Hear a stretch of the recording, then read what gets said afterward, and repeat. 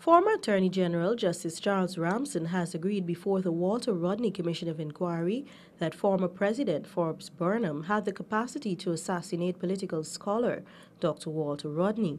Justice Ramsey, who was being cross-examined by attorney Christopher Ram, said he could not say definitively if Dr. Rodney was indeed killed following Burnham's instructions. However, he ruled out the People's Progressive Party. The former Attorney General, who completed his cross-examination, told the Commission of Inquiry on day 11 of the 6th session of public hearings that the former People's National Congress leader, Forbes Burnham, was a dictator prior to the formalization of the 1980 Constitution.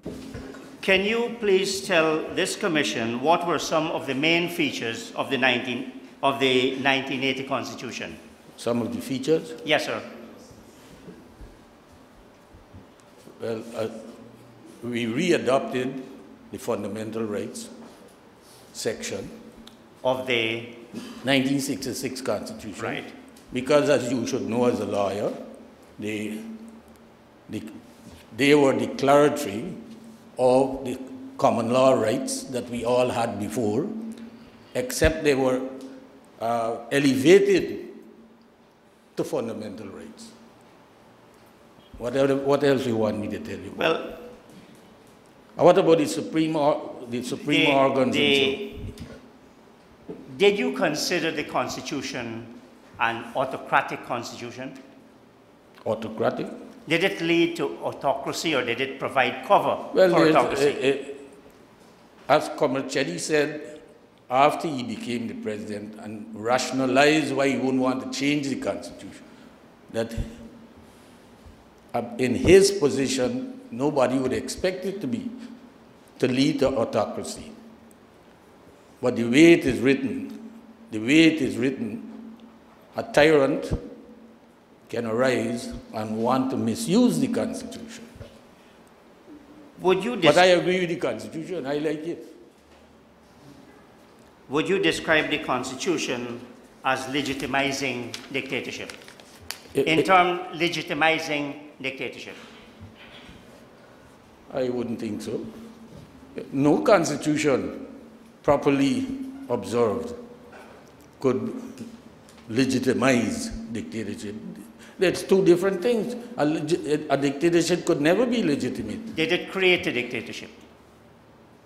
Well, the way it was a dictatorship even before the new 1980 Constitution. Mr. Burnham had long enough time to become the dictator officially. Justice Ramsey believes that the 1980 Constitution, which gave the President supreme executive power, virtually aligned the head of state with God.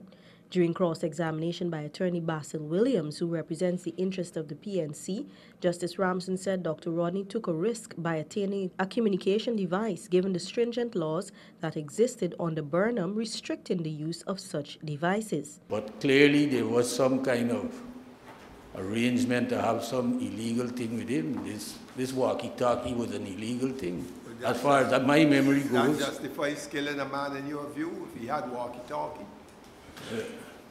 Well, you help me with your evidence. I just want to understand.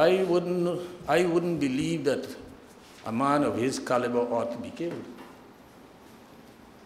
I don't know of anybody who wants to be killed. No, of his caliber. He's a national treasure. Don't mind all of that. Man don't want to be killed unless he's in ill health, so he don't care if he go along this minute. He's in severe pain. Forget about what caliber he's of. No human being that I know. Well, if you take a risk that is likely to lead to death. Securing a walkie-talkie is a risk to be killed? It was a walkie-talkie alone. It's a funny walkie-talkie, I can tell you. I'm trying to understand you. I'm trying to understand it myself. Yeah, you're the one who would produce I don't know what information they had. There was an arrangement for a walkie-talkie and it is illegal. That was the answer. Yes. Your testimony is that there was an arrangement, walkie-talkie, and it's illegal. At the time, there was nobody in this country who had access to a walkie-talkie. Okay, but even if so, then you will. No private person. You might have breached a law of the land. But does that mean that that justifies? I didn't say that. I didn't say that. I am saying that he took a risk that the likely result would be, one of the likely results would be death, because a walkie-talkie is a weapon too.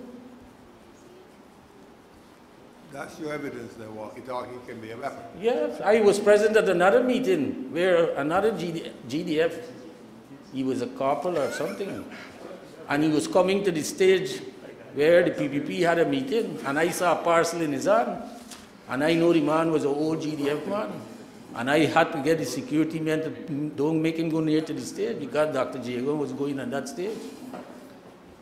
Who knows if he had a walkie-talkie there too?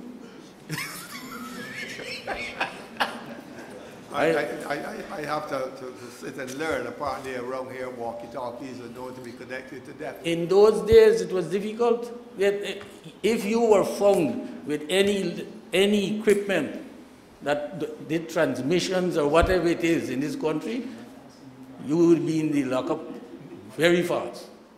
He also corroborated earlier testimonies of other witnesses before the commission that Rodney and his Working People's Alliance was under surveillance and was seen as a threat to the Burnham regime. Meanwhile, former senior reporter at the Guyana Chronicle newspaper and secretary of the Guyana Reparations Society, Ras Leon Saul, entered the witness box for the first time. He told the Commission of Inquiry that several media operatives were invited to the mortuary following Rodney's death. Ras Leon said while Dr. Rodney's face was recognizable, his lower body was blown off.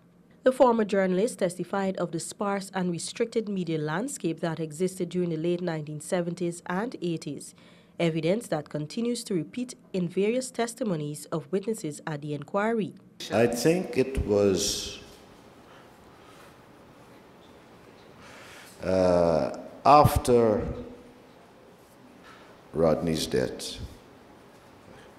I went to cover the budgetary debates, and I wrote a truthful reflection of what was transpiring in Parliament at that time. I was going through my evolution and becoming more of a Rastafarian.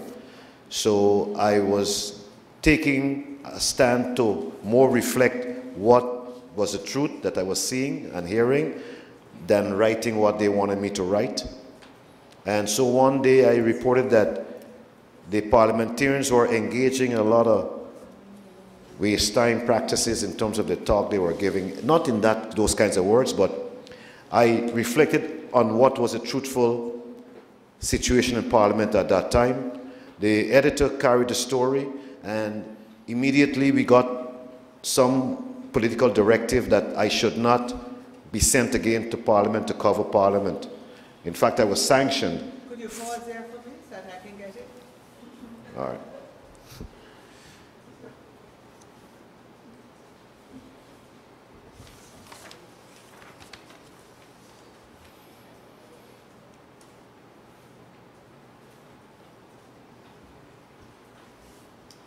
So you were sanctioned? Yes, I was sanctioned for writing in that mean, and when I went to cover Parliament that day, I was refused entry by the same day or the next day? The same day when the newspaper article had appeared on my report that was happening in Parliament. I was refused entry to the Parliament chambers by a police officer, and I was told that if I tried to enter, I would be shot. So I went back to my office, the Chronicle office, the newspaper office, and I reported what transpired. Pause, please. What do you read into this, though?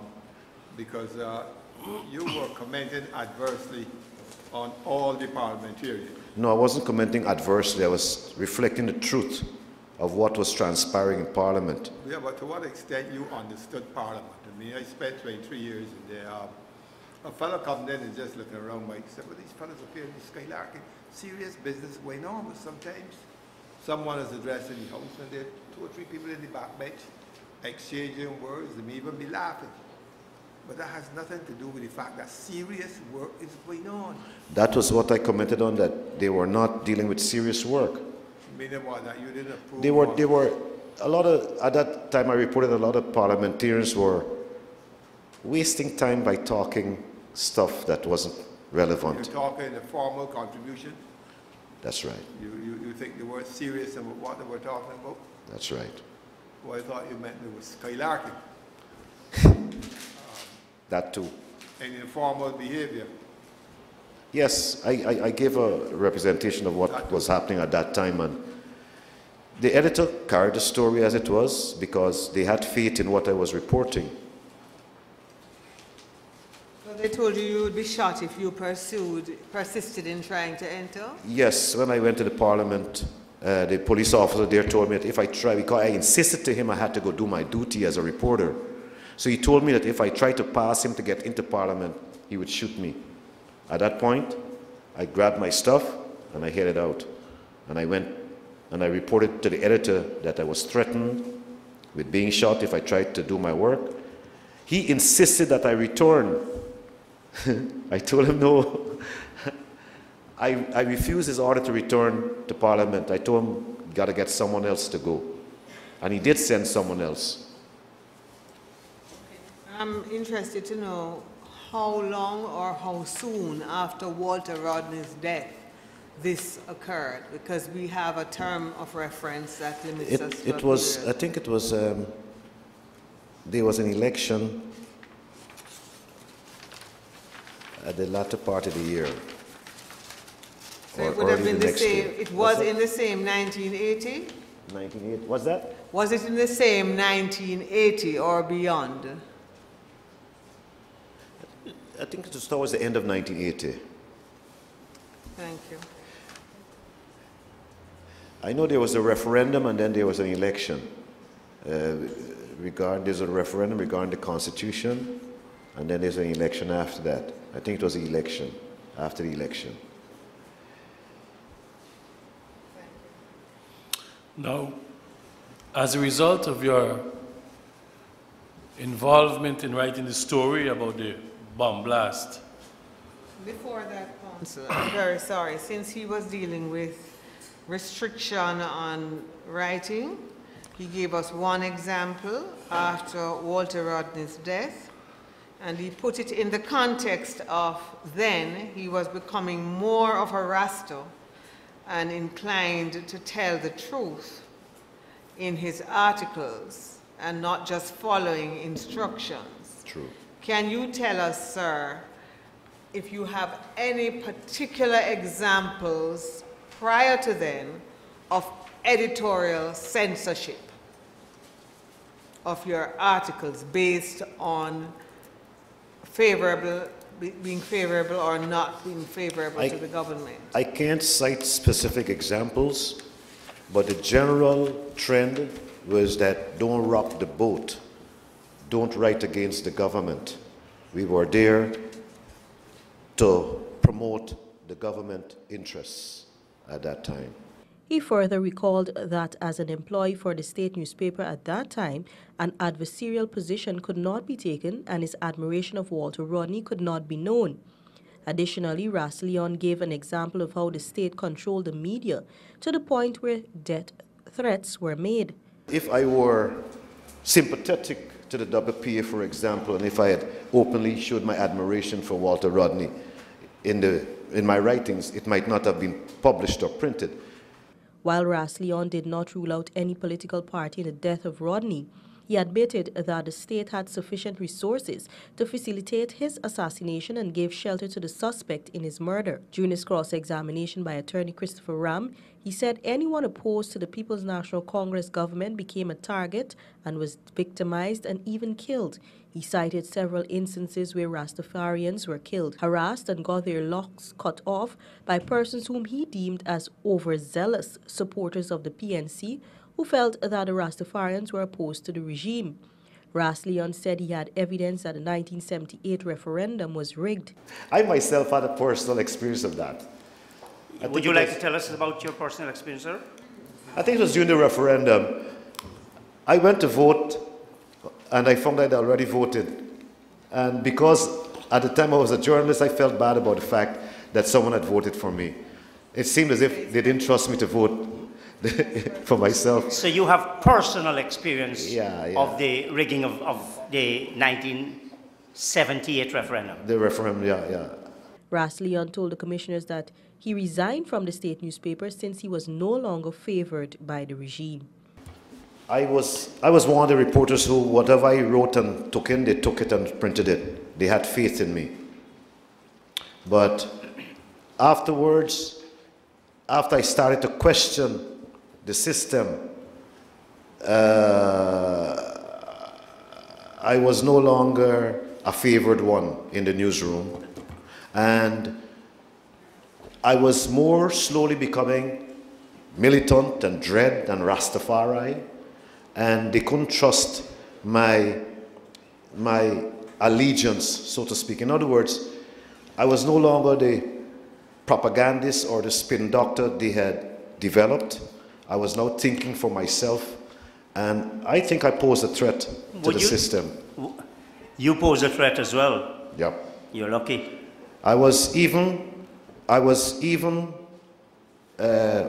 persecuted for my position. I faced a trumped-up charge of armed robbery at the end of, by December 1981. I faced court for 5 years on the armed robbery charge. I was put in remand twice. I got my locks cut off once, and I left this country, and I went to Canada as a political refugee. And because of my persecuted state, I was accepted in Canada as a citizen, based on my political refugee status or application. Let's put your reporting at the Guyana Chronicle in context. You said you enjoyed considerable freedom. Yes. When did you join the Chronicle? 1977, after I had completed a public communication course at the University of Guyana, which I topped. I got a Victor Forsyth Communication Award. Congratulations, sir. Thank you. And so I was seconded to the Chronicle newspaper as a senior reporter. You were Before seconded that, from where, please? the Ministry of Information, where I was an information officer. So you were employed by the Ministry of Information, not the Guyana Chronicle? I was employed first at the Ministry of Information as an information officer. Then I went to the University of Guyana to do the public communications course. Yes. The second batch. And when did the secondment take place? After I graduated from UG, I was sent to the Chronicle newspaper, and there I became a senior reporter. The assistant lead counsel to the commission gave a synopsis of the day's proceedings. We saw Justice Charles Ramsey complete his evidence. He was cross-examined by Mr. Ram today, and when asked the question whether he thought who was in a position to commit or to have Dr. Rodney killed in the manner in which he was killed, he accepted that it was the state. When this question was also posed to the second witness in the box today, who was Ras Leon Saul, he indicated and he answered to Mr. Ram, asking the exact same question, who was in a position to kill Dr. Rodney in the manner in which he was killed. And again, the witness, Ras Saul, indicated that it was indeed the state. To have had the murder of Dr. Rodney committed in the manner in which it was committed, with the use of both the GDF to have the perpetrator, that is Gregory Smith, leave the country. Ras Saul also accepted that the only person in a position to have Gregory Smith escape from punishment for this act, he accepted it was the state who was in a position to do so. We saw the completion of these witnesses testifying and being cross-examined, and both of them again brought their own experiences to bear. We saw Ras Saul, who was indeed a reporter working with the Chronicle at the time, indicated that after the death of Dr. Rodney, he also experienced some amount of oppression in the fact that he had written an article on the Parliament and he decided not to write in the slant pro-government, but to write the truth of what was happening back then in the Parliament. However, having written the article and having had it published as it was written, the next day when he went, after the article was published, to Parliament, he was refused entry, and they told him that if he tried to enter, he would be shot. And then he left and he went back to the Chronicle. He did in fact refer to himself as a chosen one, and once the boat was not rocked, he remained a chosen one. But when he decided to write the truth, what happened in fact is that he received threats. This might be in line in relation to the other testimony we have had coming to the Commission in relation to persons who felt that it was a if you weren't with me, then you're against me sort of modus operandi operating back during the PNC Burnham-led regime at the time. And those words did in fact come from Joseph Hamilton, who was in fact and did testify to being a member of the House of Israel and did accept that he was in fact acting as a thug back then. So we see this trend throughout all of the witnesses' testimony, and we look forward to tomorrow's testimony coming from Dr. Nanda Gopal, who will take the stand.